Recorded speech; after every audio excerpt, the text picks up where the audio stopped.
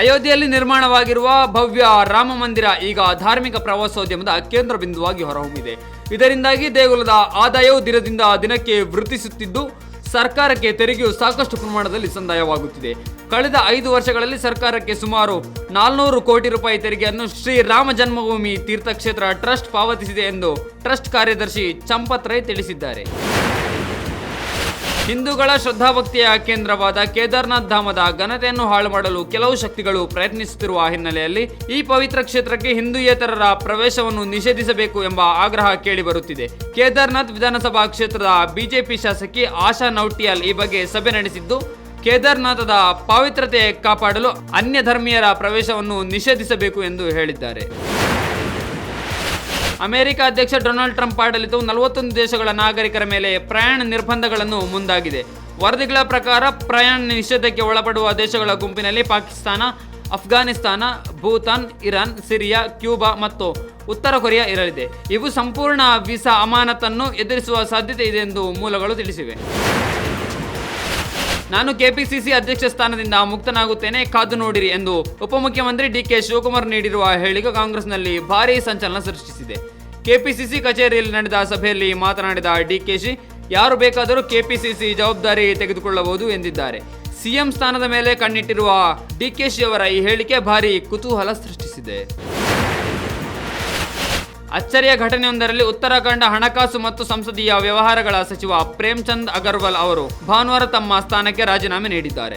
ವಿಧಾನಸಭಾ ಬಜೆಟ್ ಅಧಿವೇಶನದ ವೇಳೆ ಬೆಟ್ಟದ ನಿವಾಸಿಗಳ ಬಗ್ಗೆ ಅವರು ನೀಡಿದ ಅವಹೇಳನಕಾರಿ ಹೇಳಿಕೆಗೆ ತೀವ್ರ ವಿರೋಧ ವ್ಯಕ್ತವಾಗುತ್ತಿರುವ ಹಿನ್ನೆಲೆಯಲ್ಲಿ ಅವರು ರಾಜೀನಾಮೆ ನೀಡಿದ್ದಾರೆ ಎನ್ನಲಾಗಿದೆ. ಬೆಂಗಳೂರು ಮಹಾನಗರದ ಬಹುತೇಕ ಜನರ ನೀರಿನ ಬವಣೆ ತೀರಿಸುವ ಕಾವೇರಿ ನದಿಗೆ ಗೌರವ ಸಲ್ಲಿಸುವ ಸಲುವಾಗಿ ರಾಜ್ಯ ಸರ್ಕಾರವು ಇದೇ ಮೊದಲ ಬಾರಿಗೆ ನಗರದ ಸ್ಯಾಂಕಿ-ಕೆರೆಯಲ್ಲಿ ಕಾವೇರಿ ಆರತಿ ಕಾರ್ಯಕ್ರಮವನ್ನು ಆಯೋಜಿಸಿದೆ. ಸಂಜೆ ಕೆರೆಯ ದಂಡೆಯ ಮೇಲೆ ಕಾವೇರಿ ಆರತಿ ನಡೆಯಲಿದ್ದು, ಇದಕ್ಕಾಗಿ ಬೆಂಗಳೂರು ಜಲಮಂಡಳಿ ಪೂರ್ವ ಸಿದ್ಧತೆ ನಡೆಸುತ್ತಿದೆ. ವಾರಾಣಸಿಯಲ್ಲಿ ನಡೆಯುವ ಗಂಗಾ ಆರತಿಯ ಮಾದರಿಯಲ್ಲೇ ಈ ಕಾರ್ಯಕ್ರಮ ನಡೆಯಲಿದೆ. ಅಮೆರಿಕದ ಪಾಡ್ಕಾಸ್ಟರ್ ಲೆಕ್ಸ್ ಫ್ರೀಡ್ಮನ್ ಜೊತೆಗಿನ ಸಂದರ್ಶನದಲ್ಲಿ ಪ್ರಧಾನಿ ನರೇಂದ್ರ ಮೋದಿ ಅವರು ಪಾಕಿಸ್ತಾನದ ಬಗ್ಗೆ ಕೆಲವು ಮಹತ್ವದ ವಿಚಾರಗಳ ಬಗ್ಗೆ ಮಾತನಾಡಿದ್ದಾರೆ. ಪಾಕಿಸ್ತಾನದ ಜೊತೆಗೆ ಶಾಂತಿ ಸ್ಥಾಪನೆಗೆ ನಡೆಸಿದ ಪ್ರತಿ ಪ್ರಯತ್ನವು ದ್ರೋಹ ಮತ್ತು ದ್ವೇಷದಲ್ಲಿ ಮುಕ್ತಾಯಗೊಂಡಿದೆ. ಮುಂದಾದರೂ ಅವರು ಶಾಂತಿಯ ಮಾರ್ಗ ಅನುಸರಿಸುತ್ತಾರೆ ಎಂಬ ಆಶಾಭಾವನೆ ಇದೆ ಎಂದಿದ್ದಾರೆ.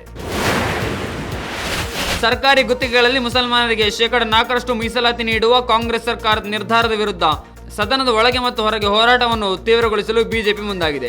ಈ ನಿರ್ಧಾರದ ವಿರುದ್ಧ ಸುಪ್ರೀಂ ಕೋರ್ಟ್ ಮೆಟ್ಟಿಲೇರುತ್ತೇನೆ ಎಂದು ಮಾಜಿ ಸಿಎಂ ಬಿಎಸ್ವೈ ಎಚ್ಚರಿಕೆ ನೀಡಿದ್ದಾರೆ.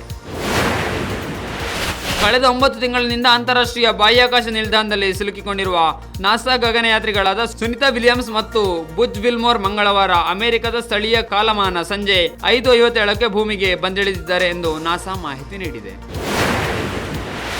ಕಾನೂನು ಬಾಹಿರ ಚಟುವಟಿಕೆಗಳ ಕಾಯ್ದೆಯಡಿಯಲ್ಲಿ ನಿಷೇಧವನ್ನು ಎದುರಿಸುತ್ತಿರುವ 67 ಭಯೋತ್ಪಾದಕ ಮತ್ತು ಕಾನೂನು ಬಾಹಿರ ಸಂಘಟನೆಗಳ ಪಟ್ಟಿಯನ್ನು ಕೇಂದ್ರ ಗೃಹ ಸಚಿವಾಲಯ ನವೀಕರಿಸಿದೆ.